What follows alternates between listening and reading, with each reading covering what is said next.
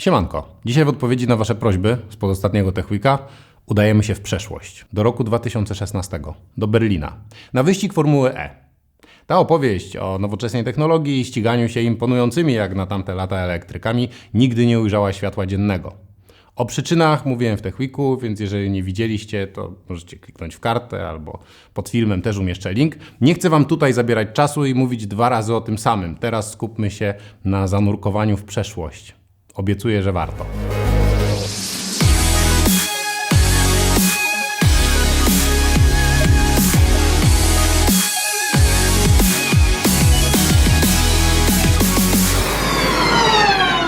Formuła E. Szczyt elektrycznej motoryzacji. Rzecz nowa, ale fanom szybko obracających się 4 kółek znana. Dlatego postanowiłem przyjechać tutaj do Berlina, żeby zainteresowanym pokazać Formułę E od kuchni, a nie zainteresowanych być może zainteresować. Mam tu napisane TV Crew, co jest bzdurą, bo robię ten materiał do internetu. Ale gdybym miał napisane Internet Crew, oni by mnie nie szanowali. Ale to się zmieniło, co? Teraz to jest pan z telewizji? Proszę poczekać, bo tutaj influencer robi live'a. Dobra, nie przeszkadzam. I nie pokazaliby mi wszystkiego od środka. A przecież od środka chcę Wam pokazać między innymi te bolidy. Zacznijmy od początku. W przypadku sportu, który ma zaledwie 2 lata, trudno mówić o jakiejś historii, ale na pewno warto zapytać, od czego to wszystko się zaczęło i kto jako pierwszy pomyślał, że elektryczne bolidy mają rację bytu. So actually, John Todd came up with the idea. The president of the FIA, he said, I think we should have an electric car championship. And I went like, yeah, I think we should, and I would like to organize it. So that was almost kind of a joke how we started, but it's something very important. Of course, everybody thought we were completely crazy when we said we're going to organize all over the world in cities with electric cars a championship. I think the future is electric, clearly, around the world. So the future is to transform all the cars in the world in electric. That's what we want to help to achieve. For that, better technology, better cars, we will make them here in Formula E and then people can use them in the streets. That means that you will eliminate Formula One. Oh, never, never. People still go with the horse, no? Horse races, no? But you don't go with the horse to the office. Same thing for electric. People still will drive Formula One races, but the cars in the street will be electric. Skoro o Formule 1 mowa. Pierwszy mistrz Formuły E, Nelson Piquet Jr., ma za sobą 2-letnie doświadczenie w zespole F1, czyli jest idealnym kandydatem do odpowiedzenia na pytanie, czy elektryczne wyścigi różnią się od tych spalinowych. It goes as fast. You have to fight. You have to be quicker than the other guys. Honestly, inside the cockpit, there's no difference. I mean, you are driving the same way you drive a normal car. Okej, wierzę, że jeździć może się nim tak samo, ale nikt, nawet syn 3-krotnego mistrza świata w Formule 1, nie przekona mnie, że pod karoserią też nie występują różnice. So compared to a racing car powered with an internal combustion engine, where you would normally have the engine, you see this carbon fiber structure here. This is actually the battery.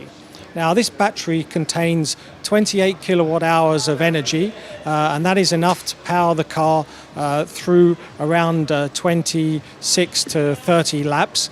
The structure you see on the top of the battery system here is what's known as the inverter. This is part of the power electronics, and you can see the cables here connected to the e-motor. During the qualifying, in order to determine the grid positions, the cars are allowed to run at 200 kilowatts.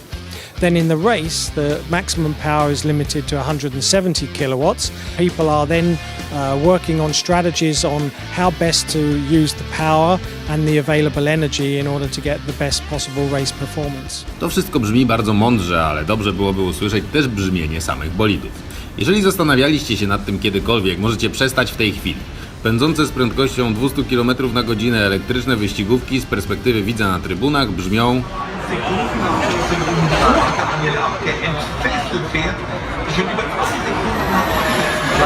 Równie dobrze mógłbym teraz podłożyć tu odgłosy kotów i...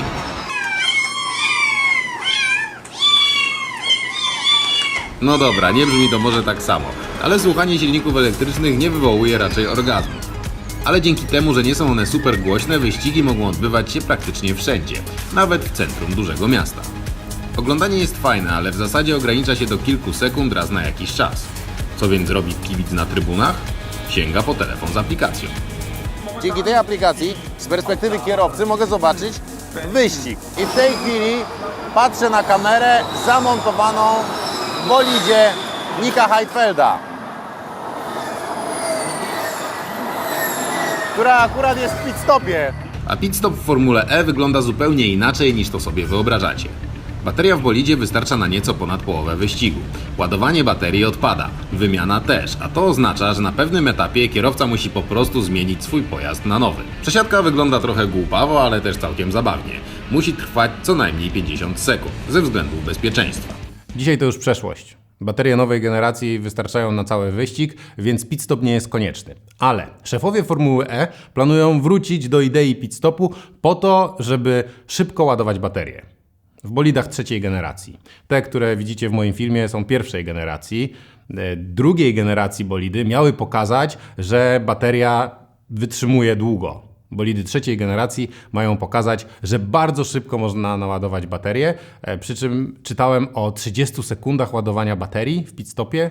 Nawet nie chcę myśleć o tym, jak bardzo zdegenerowane będą te baterie i nie wyobrażam sobie, w ilu procentach przez 30 sekund się naładują, ale wiem, że dzisiaj bardzo szybkie ładowanie Formuły E to za kilka lat szybsze ładowanie naszych elektryków, więc jeżeli chodzi o takie eksperymenty, jestem jak najbardziej za. Wróćmy jednak do zadań kibica. Dzięki aplikacji lub stronie internetowej możecie głosować na swojego faworyta. Ja w fanbuście zagłosuję. Skończył się już. Okej, to całkiem logiczne, bo możecie codziennie przed wyścigiem oddawać raz dziennie głos na swojego ulubionego kierowcę. Głosowanie rozpoczyna się 12 dni przed wyścigiem i kończy się w 6 minucie po starcie. 3 kierowców z największą liczbą głosów dostaje Fan Boost, czyli mały zastrzyk dodatkowych koni mechanicznych do wykorzystania podczas wyścigu. Odpala się go przez przycisk na kierownicy, motyw trochę jak z gry komputerowej. Ale żeby taki Fan Boost wygrać, trzeba jakoś widzów przekonać. Everybody does it differently, you know. Every company does it differently. Last year I tried to do some prizes, giveaways. I asked for my friends to retweet or to repost things, and last year we won a lot of them, most of them. How much the fan boost helps in winning a race? Like 5-10%? It depends on the race weekend. If you are very close to somebody and you cannot pass him, and you have the fan boost and you pass him, it's a big percentage.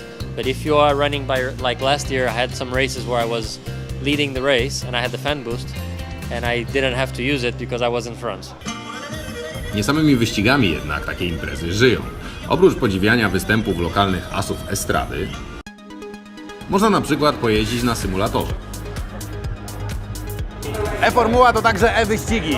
Za mną jedzie facet, który wykręcił najszybszy czas jednego okrążenia wśród wszystkich amatorów, którzy próbowali to robić dzisiaj od rana.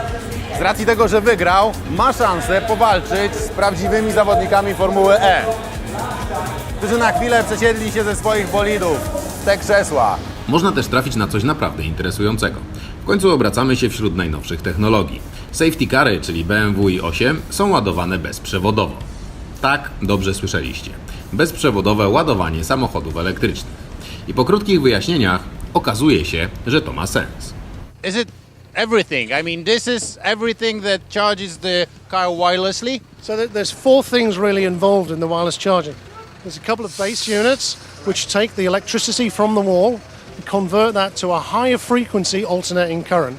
There is then a pad on the vehicle, smaller than this, because this is built to drive across, to kick, to stand on and all of that. So the vehicle pad is around about the size of an iPad, a little bit bigger than that, sits on the vehicle, and that then takes the magnetic field that's produced here, converts it back to an electrical field. We have a small amount of electronics that then interface to the battery management system and you're charging the car.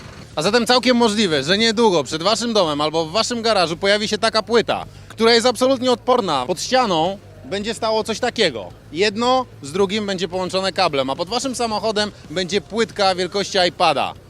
I to w połączeniu z tą płytką naładuje waszą i8, której wam serdecznie życzę, do pełna w godzinę. Jest 2021. Mój sąsiad ciągnie z pierwszego piętra przedłużaczem prąd, żeby ładować w garażu podziemnym swoją i3. Chyba się w tych swoich przewidywaniach za bardzo rozpędziłem. Jeżeli oczekujecie teraz relacji z samego wyścigu, to mogę wam go pięknie zrelacjonować. Jeżdżą, a potem jeden wygrywa. Act is getting wound up behind Sam Bird because no one's showing him a blue flag. A tak wygląda ceremonia po wyścigu. Opada konfetti, kończy się Prix w Berlinie.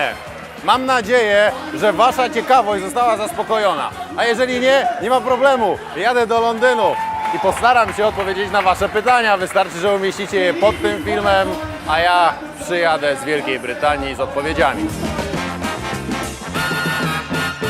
Nie pojechałem do Londynu, nie przywiozłem żadnych odpowiedzi. Bardzo mi przykro, ale może właśnie tak miało być, żebyśmy mogli dzisiaj spojrzeć wstecz i zobaczyć, co się w ciągu tych 5 lat zmieniło. Pod pewnymi względami bardzo wiele, pod pewnymi zaskakująco mało.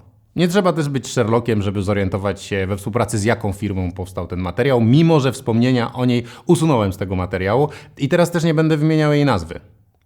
Głównie dlatego, że mimo, że zgodziliśmy się, że się ze sobą fundamentalnie nie zgadzamy, to jednak przedstawiciele tej firmy zachowali się bardzo fair i mimo, że film nigdy, choć teraz już, ujrzał jednak światło dzienne, ale wtedy nie ujrzał, to mimo wszystko pokryli koszty produkcji, także na pewno nie zasługują sobie na to, żeby ktoś tam ich wyzywał w internecie, bo klawiaturowi źle zrobili. Po prostu nie dogadaliśmy się i niech tak już zostanie. Nigdy więcej nie współpracowaliśmy. To też jest okej. Powiem tylko, że to nie jest firma technologiczna, bo jak większość z Was wie, z firmami technologicznymi, ponieważ jestem recenzentem technologii, na tym kanale nie współpracuję, koniec. Natomiast ciekawostką na koniec jest fakt, że film dronowy, który obiecałem Wam na początku stycznia, dotyczący przepisów, miał powstać we współpracy z pewną, zupełnie inną organizacją. I skoro nie ma go jeszcze na kanale, to chyba nie muszę Wam opowiadać, jaka wiąże się z tym historia. Choć pewnie i tak kiedyś o niej usłyszycie. Po prostu najwyraźniej mam nierówno pod sufitem. Ale podobno to wariaci popychają ten świat do przodu i nawet jeżeli to jest nieprawda, to się jej trzymam. Dziękuję bardzo za dzisiaj. Za tę wspólną wizytę w przeszłości. I do zobaczenia niedługo.